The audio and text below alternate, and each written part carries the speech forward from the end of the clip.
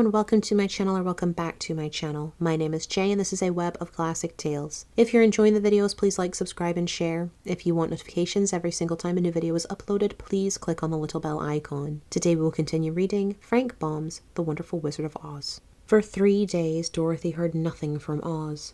These were sad days for the little girl, although her friends were all quite happy and contented. The Scarecrow told them there were wonderful thoughts in his head, but he would not say what they were because he knew no one could understand them but himself. When the Tin Woodman walked about, he felt his heart rattling around in his breast, and he told Dorothy he had discovered it to be a kinder and more tender heart than the one he had known when he was made of flesh. The Lion declared he was afraid of nothing on earth, and would gladly face an army of 12 of the fierce Kalidas. Thus each of the little party was satisfied except Dorothy, who longed more than ever to get back to Kansas. On the 4th day, to her great joy, Oz sent for her, and when she entered the throne room he greeted her pleasantly. "Sit down, my dear. I think I have found the way to get you out of this country." "And back to Kansas?" she asked eagerly. "Well, I'm not sure about Kansas," said Oz, "for I haven't the faintest notion which way it lies. But the first thing to do is to cross the desert, and then it should be easy to find your way home." "How can I cross the desert?" she inquired.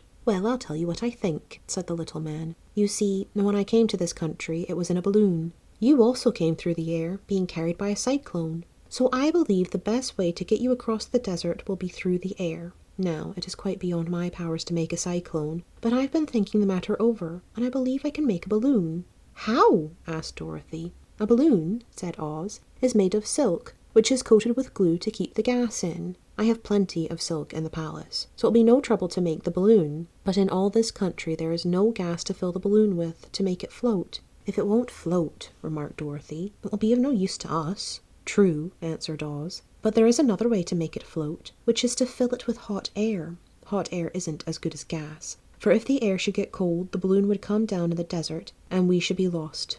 "We!" exclaimed the girl. "Are you going with me?" "Yes, of course," replied Oz. "I am tired of being such a humbug. If I should go out of this palace, my people would soon discover I am not a wizard, and then they would be vexed with me for having deceived them. So I have to stay shut up in these rooms all day, and it gets tiresome. I'd much rather go back to Kansas with you and be in a circus again." "I shall be glad to have your company," said Dorothy. "Thank you," he answered. "Now, if you will help me sew the silk together, we will begin to work on our balloon." So Dorothy took a needle and thread, and as fast as Oz cut the strips of silk into proper shape, the girl sewed them neatly together. First there was a strip of light green silk, then a strip of dark green, and then a strip of emerald green, for Oz had a fancy to make the balloon in different shades of the colour about them. It took 3 days to sew all the strips together, but when it was finished they had a big bag of green silk more than 20 feet long. Then Oz painted it on the inside with a coat of thin glue to make it airtight, after which he announced that the balloon was ready. "But we must have a basket to ride in," he said. So he sent the soldiers with the green whiskers for a big clothes basket, which he fastened with many ropes to the bottom of the balloon. When it was all ready, Oz sent word to his people that he was going to make a visit to a great brother wizard who lived in the clouds.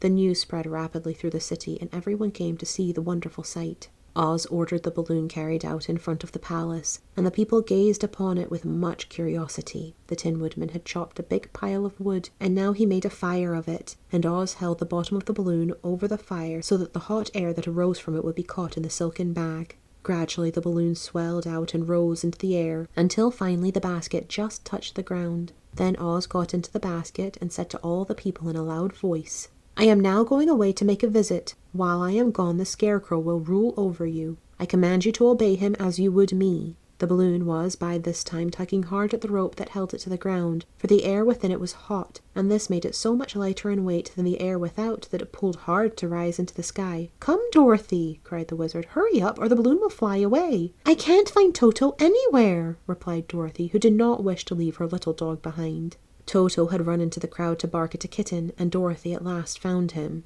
She picked him up and ran towards the balloon.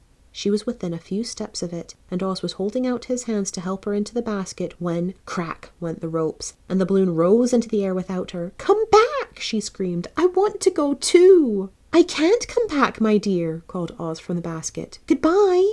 "Goodbye!" shouted everyone, and all eyes were turned upward to where the wizard was riding in the basket, rising every moment farther and farther into the sky.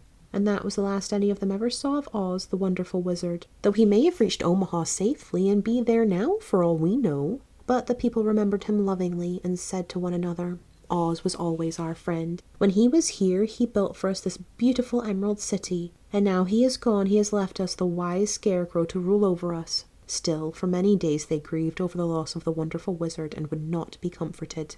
Thank you for listening. This has been Frank Baum's The Wonderful Wizard of Oz, Chapter 17. I've been Jay. This has been a Web of Classic Tales. Please like, subscribe, share, comment, click the bell icon for notifications. I hope you're having a fantastic day. Have a nice life, and I'll see you next time.